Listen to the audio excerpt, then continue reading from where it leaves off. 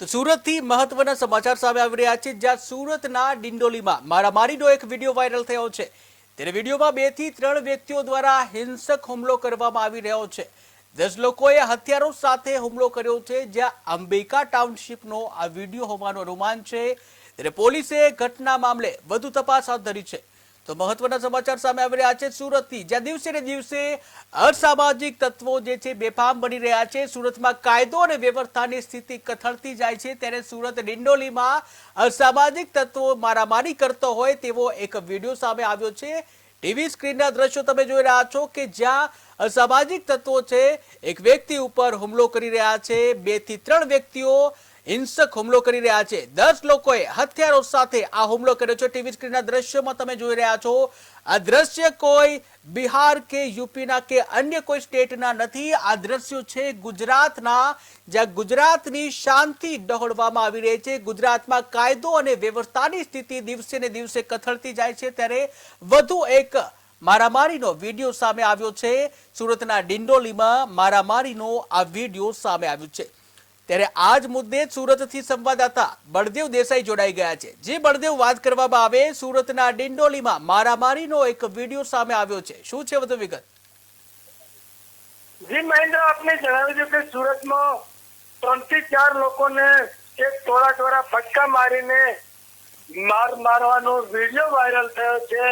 સુરતમાં સાત મારે આવી ઘટનાઓ સામે આવી રહી છે। ખાસ કરીને ગૃહ રાજ્યમંત્રીના હોમ ટાઉનમાં કાયદો વ્યવસ્થાની સ્થિતિ કથળી છે। સાતવારે હત્યાની ઘટનાઓ, લૂંટ ચોરીની ઘટનાઓ બની રહી છે।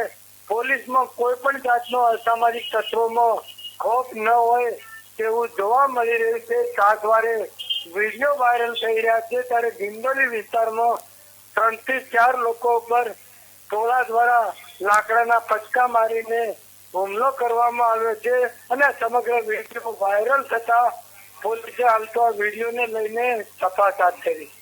જે બળદેવ, આખરે શા માટે આ મારામારી કરવામાં આવી છે તેને લઈને કોઈ ખબર સામે આવી છે? જી મેં બિલકુલ આપને જણાવી દઉં કે આ વિડીયો વાયરલ થયો છે, કયા કારણોસર તકરાર થઈ છે તે તો હજી વિગતો સામે નથી મળી રહી, પરંતુ ચોક્કસ કહી શકાય કે સુરતમાં અસામાજિક તત્વોમાં પોલીસનો કોઈ પણ જાતનો ન હોય તેમ જાહેરમાં રોડ ઉપર ઘાતક હથિયારો લઈને મારામારી કરતા જોવા મળી રહ્યા છે। 2 દિવસ અગાઉ ખુલ્લી તલવાર સાથે મારામારીનો વિડીયો વાયરલ થયો હતો અને ખુદ ભાજપના યુથ કાર્યકરે ખુલ્લી તલવાર સાથે અન્ય વ્યક્તિને ઈજા પહોંચાડી હતી। ત્યારે કહી શકાય કે સુરતમાં કાયદો વ્યવસ્થાની સ્થિતિ કથળી છે। પોલીસનો કોઈ પણ જાતનો અસામાજિક તત્વોમાં ડર નથી રહ્યો। ખાસ કરીને ગૃહ રાજ્યમંત્રીના હોમ ટાઉનમાં જો આવી ઘટનાઓ બનતી હોય તો પછી ગુજરાતની વાત ક્યાં કરીએ? જી બળદેવ, ટીવી સ્ક્રીનમાં જે રીતના જે સીસીટીવી સામે આવ્યા છે, જેમાં સ્પષ્ટ જોઈ શકાય છે, વ્યક્તિને ઓળખી પણ શકાય છે। પોલીસે કોઈ પણ આરોપીને પકડ્યો છે? કોઈ તપાસ આગળ વધુ સામે આવી છે? જી મહેન્દ્ર, હાલ તો સમગ્ર વિડીયો મારામારીનો સોશિયલ મીડિયામાં વાયરલ થયો છે। આ સમગ્ર વિડીયોને લઈને પોલીસે હાલ તો તપાસ હાથ ધરી છે, પરંતુ આ અસામાજિક તત્વો કોણ છે એની આઈડેન્ટિફાઈ હાલ તો થઈ નથી, પરંતુ પોલીસ માટે આ તપાસનો વિષય છે અને આ વિડીયોના આધારે ગણતરીના કલાકોમાં પોલીસ આવા અસામાજિક તત્વોને ઝડપી પાડે તો નવાઈ નહીં। બિલકુલ જી બળદેવ, સમગ્ર માહિતી બદલ આભાર। તો સુરતના ડિંડોલીમાં મારામારીના દ્રશ્ય જોવા મળ્યા છે। સુરતના ડિંડોલીનો આ વિડીયો વાયરલ થયો છે, જેમાં કેટલાક અસામાજિક તત્વો છે મારામારી કરી રહ્યા છે। 2 થી 3 વ્યક્તિઓ દ્વારા હિંસક હુમલો કરવામાં આવ્યો છે।